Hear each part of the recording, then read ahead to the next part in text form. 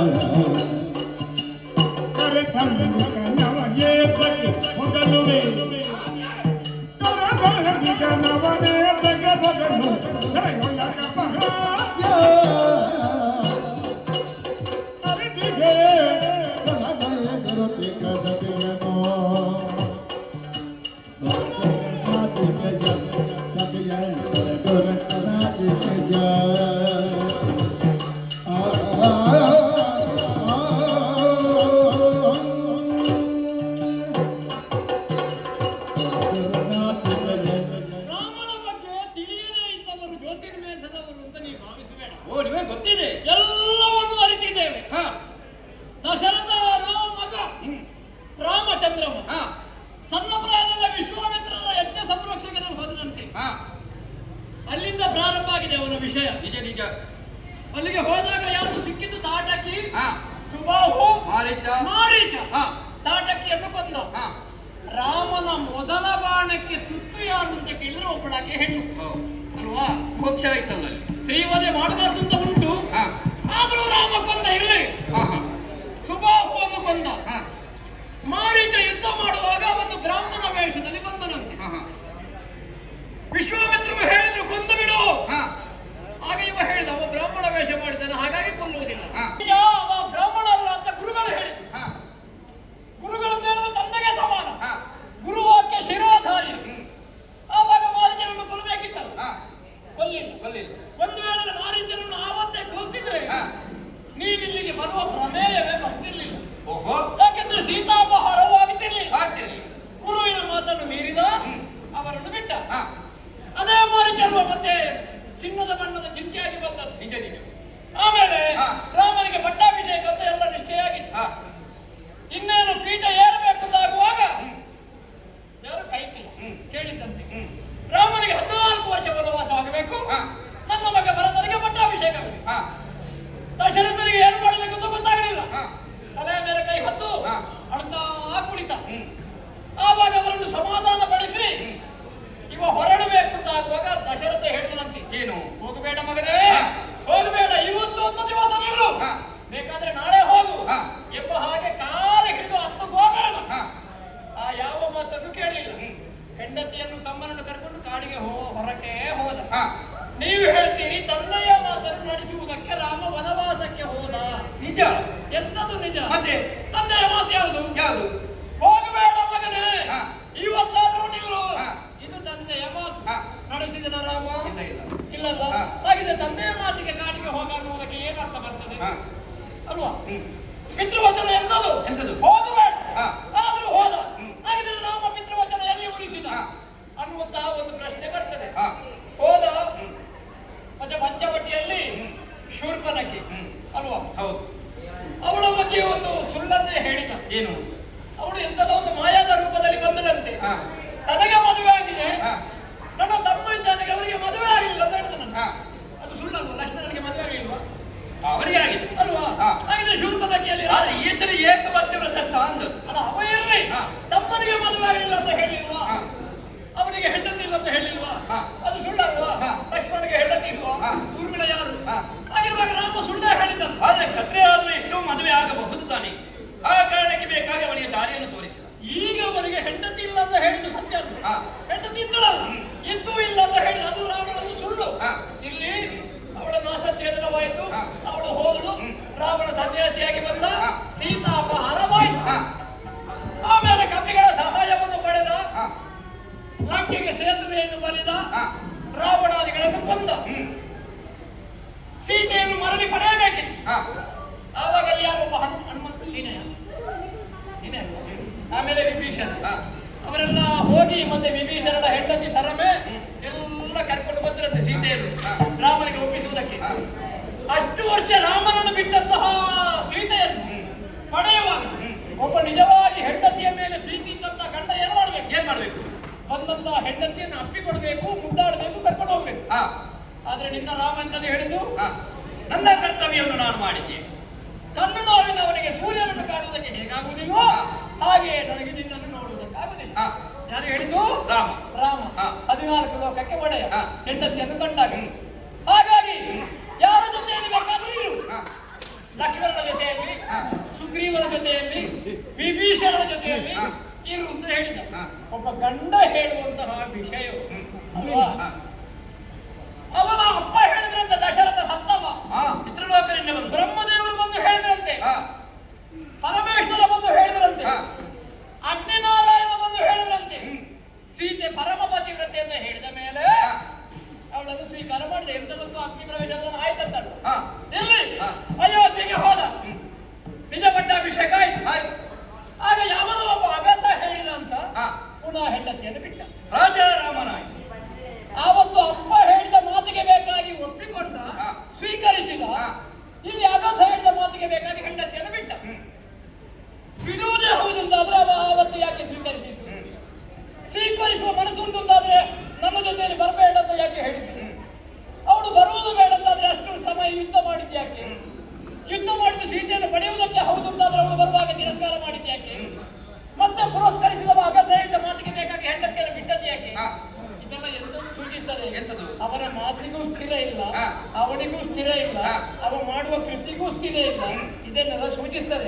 ಹಾಗಾಗಿ ಎಷ್ಟು ಸಮಯ ರಕ್ಕಸನ ಜೊತೆಯಲ್ಲಿದ್ದವಳು ಸೀತೆ, ಅಂತಹ ಸೀತೆಯನ್ನು ನಾಚಿಕೆ ಬಿಟ್ಟು ಪಡೆದು, ಈಗ ನಾಚಿಕೆ ಬಿಟ್ಟು ಈಗ 14 ಲೋಕಕ್ಕೆ ಒಡೆಯದಲ್ಲಿ ಸುಮ್ಮನೆ ನೀನೇ ಹೇಗೆ ಮಾತಾಡಲ್ಲ? ಯಾತಕ್ಕಿಂತ ನುಡಿವೆ ಮೂರ್ಖನೇ, ಯಾತಕ್ಕಿಂತ ನುಡಿವೆ ಮೂರ್ಖನೇ,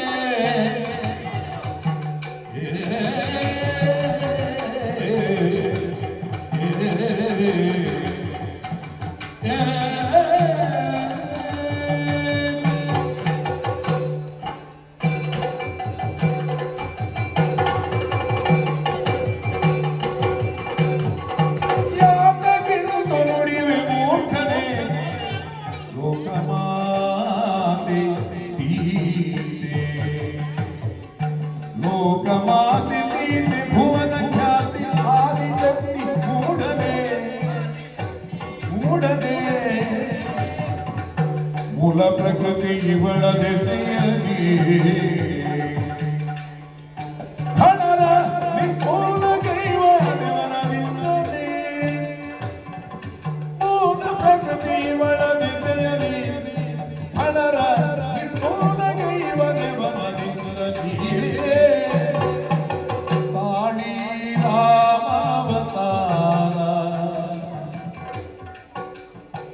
ತಾಡಿ ರಾಮಾವತಾರ ಮೂಲ ಮುರುಘ ವಿಶ್ವಮೂರ್ತಿ ಪೂರ್ಣ ತನುಜರಿದು ಅಗ್ನಿ ಜ್ವಾಲೆಯೊಳಗೆ ಪರಿಗೀತಿಪನು ಸತಿಯನಾದೇವಿ ಕೂಡಿ ಮುಖವಾದನು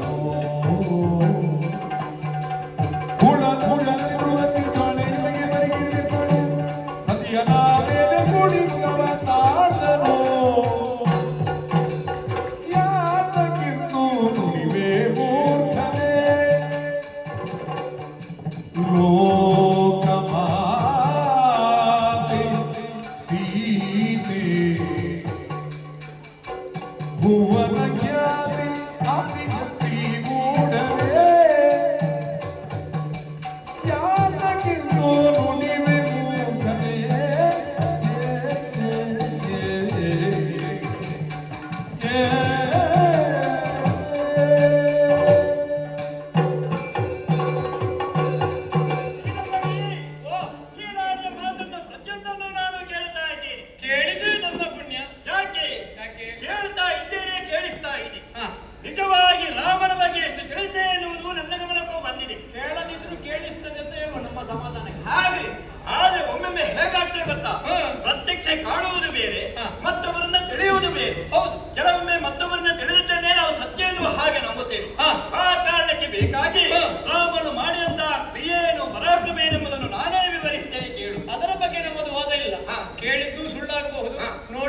ಗೊತ್ತಾಗಬಹುದು. ನಿಧಾನಿಸಿ ಯೋಚಿಸಿದಾಗ ನಿಜ ತಿಳಿಯು. ಹಾ.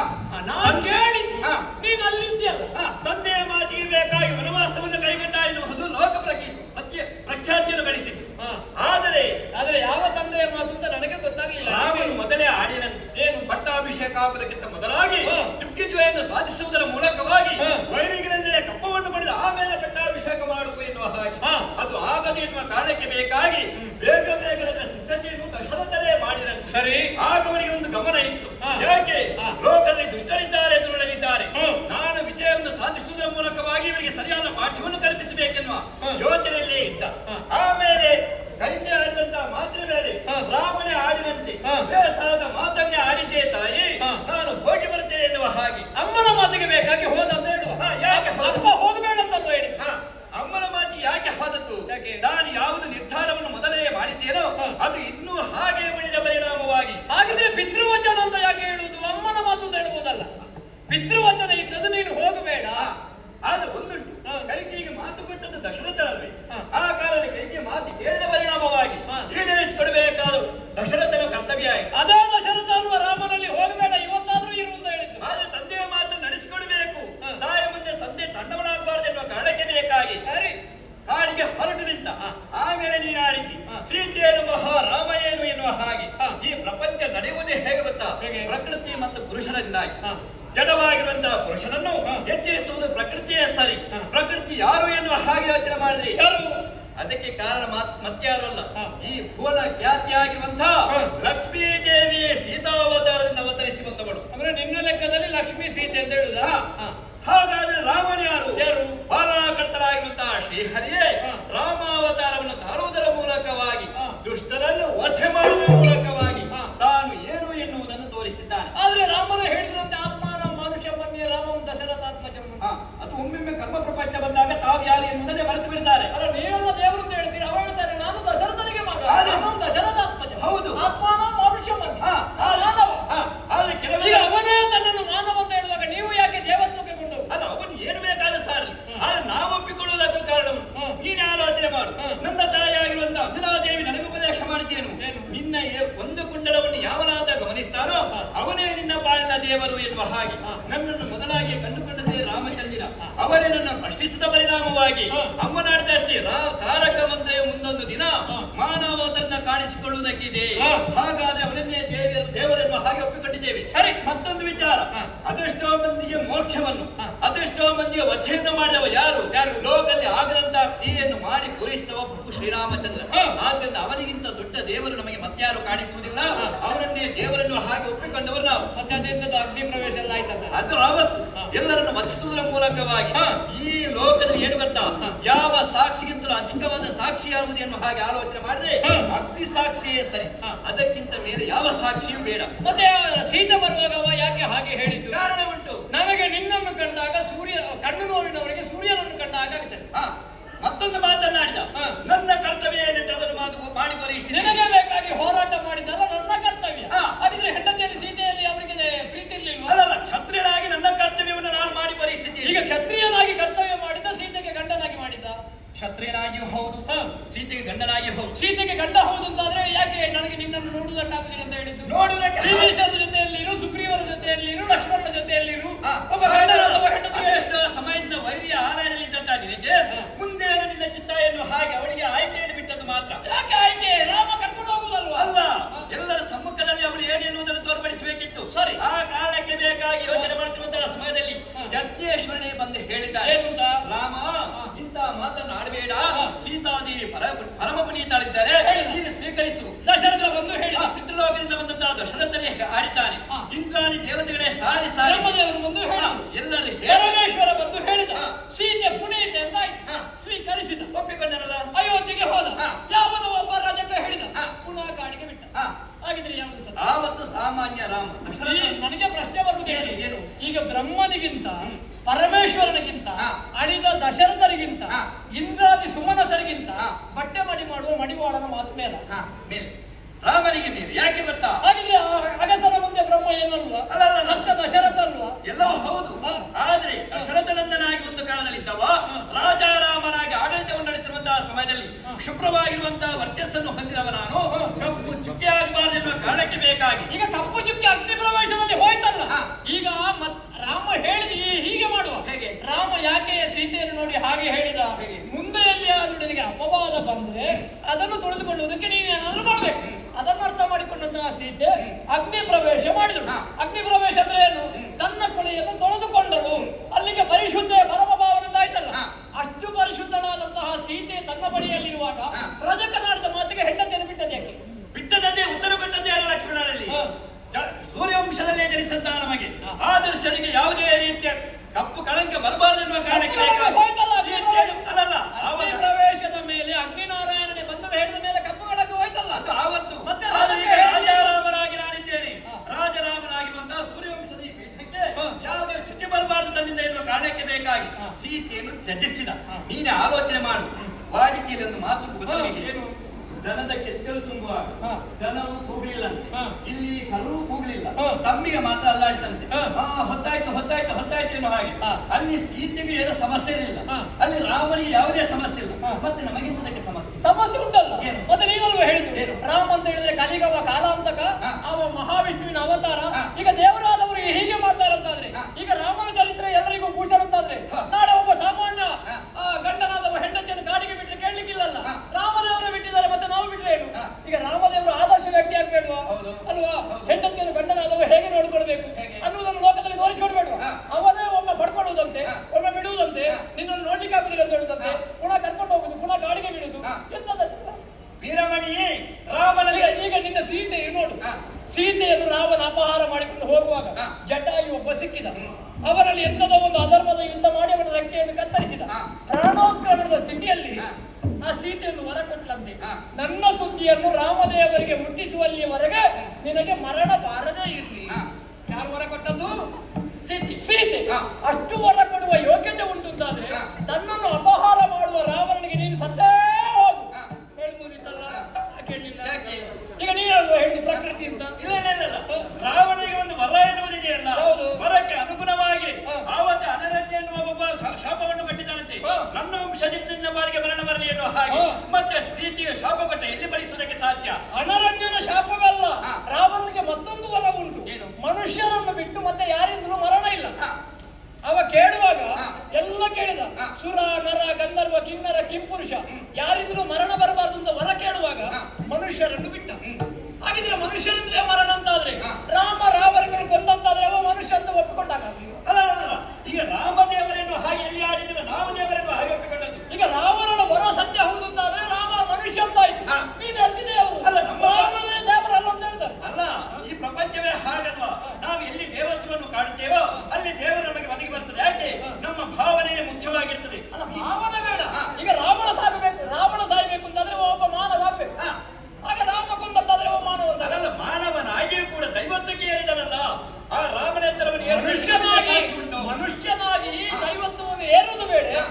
ದೇವರೇ ಮಾನವನಾಗುದು ಬೇರೆ. ಹಾ. ಈಗ ನಿನ್ನ ರಾಮ ಹಾ. ಮಾನವನಾಗಿ ದೇವತ್ವವನ್ನು ಪಡೆದದ್ದು, ದೇವರೇ ರಾಮನಾದದ್ದು. ದೇವರೇ ರಾಮನಾಗಿ ಹುಟ್ಟಿ. ಹಾಗಿದ್ರೆ ರಾವಣ ಸತ್ತದ್ದು ಹೇಗೆ? ಹೇಗೆ? ಈಗ ಮಾನವನಿಂದ ಮಾತ್ರ ಅಲ್ವಾ ರಾವಣನಿಗೆ ವಧೆ? ಅಲ್ಲ, ದೇವರು ಯಾವ ರೂಪದಲ್ಲಿ ಬೇಕಾದ್ರೂ ಬರಬಹುದಲ್ವಾ? ಹಾ. ದೇವರಾಗಿಯೇ ಕಾಣಿಸಿಕೊಳ್ಬೇಕಾದಿಲ್ಲ. ಸಂಸಾರ ಜೀವನದಲ್ಲಿ ಮಗುವಾಗಿ ಹುಟ್ಟಿದವ ತನ್ನ ಜೀವಿತಾವಧಿಯಲ್ಲಿ ಏನು ಕಷ್ಟ ಸುಖ ಉಂಟು ಹಾ. ಅದೆಲ್ಲವನ್ನು ಅನುಭವಿಸಿದವ ಶ್ರೀರಾಮಚಂದ್ರ. ಹ್ಮ್. ನೀನು ಆಡಿದೆಯಲ್ಲ, ಹಾ. ಮಾರೀಚರನ್ನು ಕೊಂದದ್ದು ಯಾಕೆ ಬಿಟ್ಟದ್ದು? ಹಾ. ಆವತ್ತೇ ಕೊಂದಿದ್ರೆ ರಾಮಾಯಣವೇ ನಡೀತಿರಲಿಲ್ಲ ಎನ್ನುವ ಹಾಗೆ. ಇಲ್ಲಲ್ಲ. ನಿಜವಾಗಿ ಈಗ ಮತ್ತು ಕೂಡ ಕೊಂದದ್ದಲ್ವ? ಇದೇ ಯೋಚನೆ ಮಾಡಿ ವೀರಮಣಿ. ಹಾ. ಕೇವಲ ಮಾರೀಚರನ್ನು ಅವತ್ತು ನಾವು ಕೊಲ್ತಾ ಇದ್ರೆ ಹಾ. ನಿಜವಾಗಿ ಆ ರಾವಣನ್ನು ಕೊಲ್ಲುವುದಕ್ಕೆ ಸಾಧ್ಯ ಉಂಟಾ? ಹಾ. ಕುಂಭಕರ್ಣನನ್ನು ಕೊಲ್ಲುವುದಕ್ಕೆ ಸಾಧ್ಯ ಉಂಟಾ? ಹಾ. ವಿಭೀಷಣನ ಸಖನಾಗಿ ಒದಗುವುದಕ್ಕೆ ಸಾಧ್ಯ ಉಂಟಾ? ಹಾ. ಅಥವಾ ಶರದಿಗೆ ಸೇತುವೆಯನ್ನು ಬಳಿಯುವುದಕ್ಕೆ ಆಗ್ತಿತ್ತ? ಹಾ. ಇದೆಲ್ಲ ಆಗಬೇಕು. ಅಂದ್ರೆ ಉಳಿದವರಿಗೆ ಒಂದು ಕೆಲಸ ಕೊಡುವಂತ. ಅಲ್ಲ, ದೂರಾಲೋಚನೆ ಇದೆಲ್ಲ.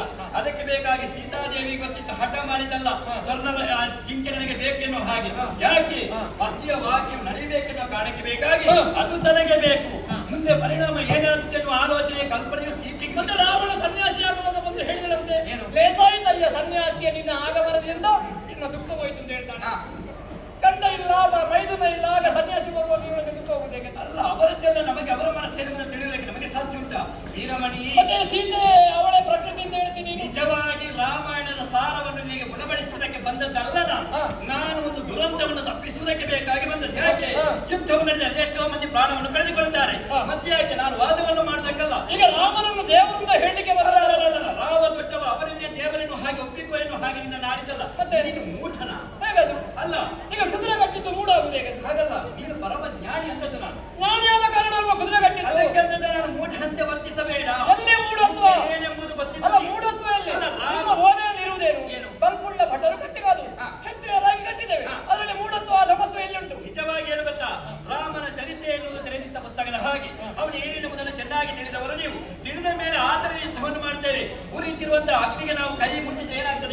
ನಮ್ಮನ್ನೇ ಸುಟ್ಟುಕೊಳ್ತದೆ.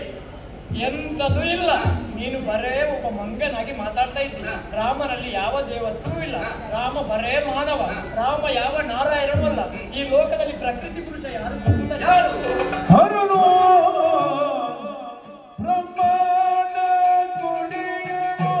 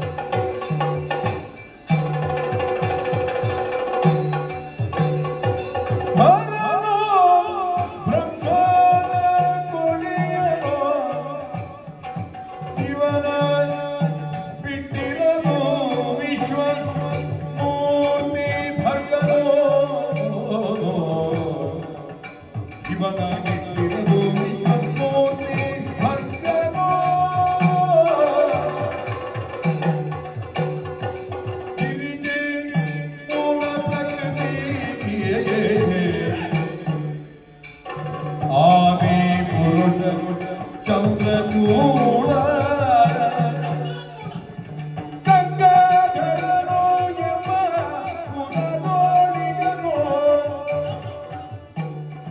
ಪರಮ ಮಹಿಮನಿವನ ಹೋಗುವಂತೆ ಮರುಳು ನಿನಗೆ ಮುಚ್ಚುವುದನವ ಪರಮ ಮಹಿಮನಿವನ ಹೋಲುವಂತೆ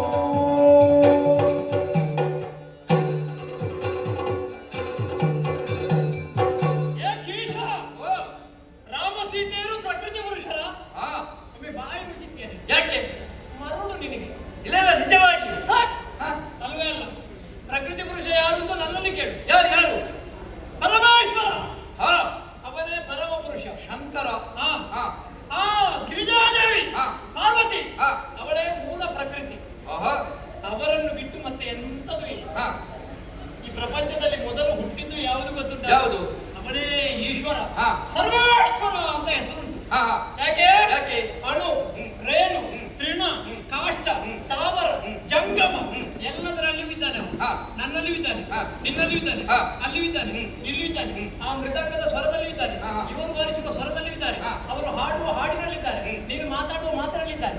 ಸರ್ವೇಶ್ವರ ಸರ್ವವ್ಯಾಪಕ. ಸರಿಯಾದ ಒಂದು ಪೆಟ್ಟು ಕೇಳು. ಓ ಶಿವ, ಓ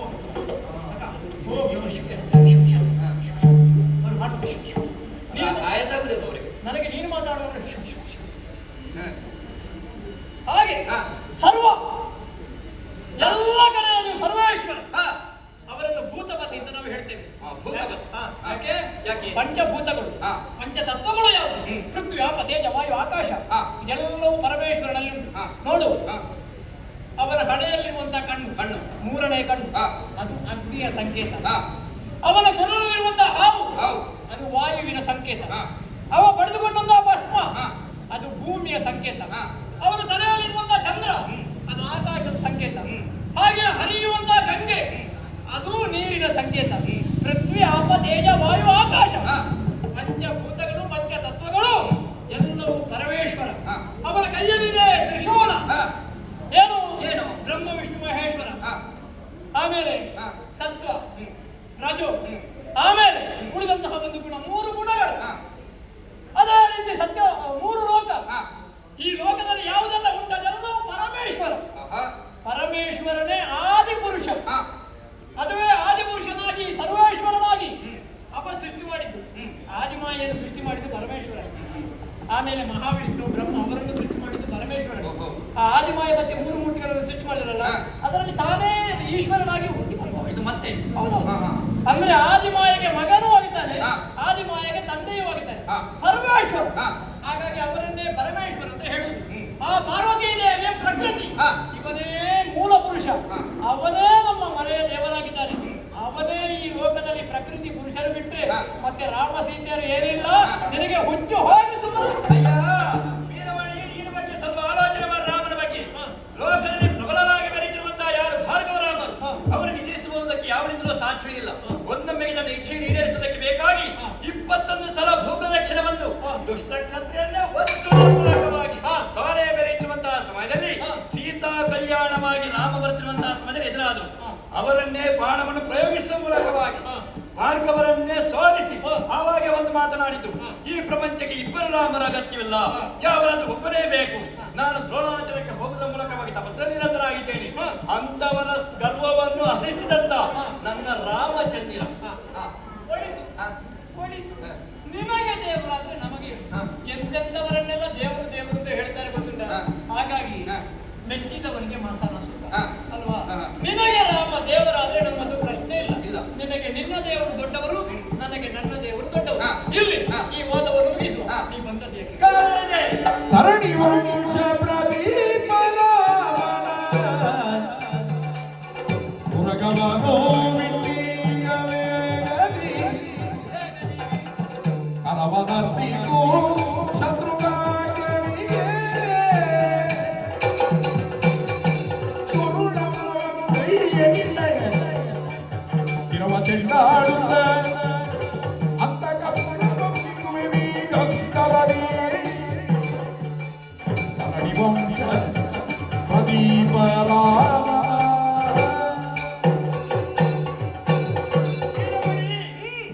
ಪ್ರಖ್ಯಾತಿಯನ್ನು ಗಳಿಸಿದ್ದು ಯಾವುದೇನು ಹಾಗೆ ಆಲೋಚನೆ ಮಾಡಿದೆ. ಸೂರ್ಯವಂಶ ಏನು ಹಾಗೆ ಎಲ್ಲರಿಗೂ ಗೊತ್ತಿದೆ. ಸರಿ. ಧರಣಿ ವಂಶ ಪ್ರದೀಪನಾಗಿರುವಂತಹ ಶ್ರೀರಾಮಚಂದ್ರ ನಮ್ಮ ಹತ್ಯಾ ದೋಷವನ್ನು ನಿವಾರಣೆ ಮಾಡಬೇಕಾಗಿ ಪೂಜಿಸಿ ಬಿಟ್ಟಂತ ಯಜ್ಞಾಶ್ವ ದೇವರಿಗೂ ಹತ್ಯೆಯ ಬಾಧಕ ಬರ್ತದೆ. ಬರ್ತದೆ. ಅದನ್ನು ವಂದಿಸುವುದಕ್ಕೆ ಮನ ಮಾಡಿದವರು ನೀವು. ಈ ಕಾಲಕ್ಕೆ ಬೇಕಾಗಿ ನಿನ್ನಲ್ಲಿ ಬರುವುದಕ್ಕೆ ಕಾರಣ ಬದೆಯ ಏನು? ಶತ್ರುಘ್ನದೇವರು ನನ್ನನ್ನು ಕರೆದಾಡಿದ್ದಾನೆ. ವೀರಮಣಿಗೆ ಸತ್ಯ ವಿಚಾರವನ್ನು ತಿಳಿಸು, ಕರವನ್ನು ಒಪ್ಪಿಸಲಿ. ಒಂದು ವೇಳೆ ಕಪ್ಪ ಕಾಣಿಕೆಯನ್ನು ಪಡೆದಿದ್ದರೆ ಸಮರಕ್ಕೆ ಎದುರಾಗಿ ಬಂದು ನಿಮ್ಮನ್ನೆಲ್ಲರೂ ಚೆನ್ನಾಗಿ ಎಂಬ ನಾಳೆ ಕಟ್ಟುತ್ತಂತೆ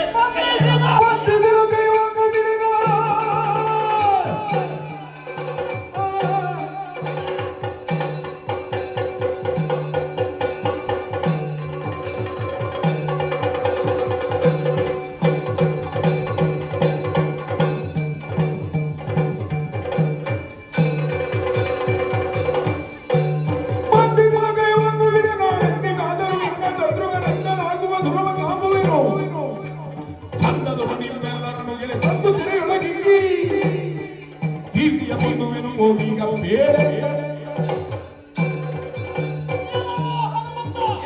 ಬಂಧಿಸಿದ ಹಯವನ್ನು ಯಾವ ಕಾಲಕ್ಕೂ ಬಿಡೆ.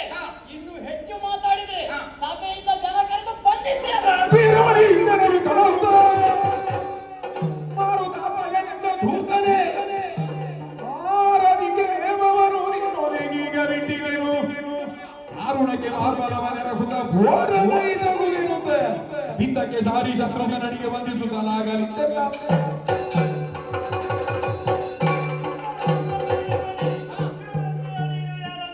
ನನ್ನ ಬಗ್ಗೆ ನೀನು ಆಲೋಚನೆ ಮಾಡಬೇಡ. ನಾನು ಇಷ್ಟವರೆಗೆ ಸುಮ್ಮನೆ ಉಳಿದಂತೆ ಯಾಕೆ ಗೊತ್ತಿಲ್ಲ. ಒಂದೇ ಒಂದು ಕಾರಣಕ್ಕೆ ಬೇಕಾಗಿ ನನ್ನ ಒಡೆಯನಾಗಿರುವಂತಹ ಶತ್ರುಘ್ನನಿಂದ ಒಂದು ಅನುಮತಿಯನ್ನು ಪಡೆಯಲಿಲ್ಲ ಎನ್ನುವ ಕಾರಣಕ್ಕೆ ಬೇಕಾಗಿ ಅನುಮತಿಯನ್ನು ಕೊಟ್ಟದ್ದು ಹೌದಾಗಿದೆ. ಅನುಮತಿ ಪಡೆದುಕೊಂಡು ಬಾ ಪುಣ್ಯಾತ್ಮವನ್ನು ಸರಿ ಮಾಡಲಿ. ಬರ್ತೇನೆ. ನೀನು ಮಾತ್ರಲ್ಲ, ನಾನು ಬಂದ್ರೆ ನೀನು, ನಿನ್ನ ಮಕ್ಕಳು, ನಿನ್ನ ಬಂಧುಗಳು ಎಲ್ಲ ಯಮನೂರಿಗೆ ಹೋಗ್ತಾರೆ. ಯಮನ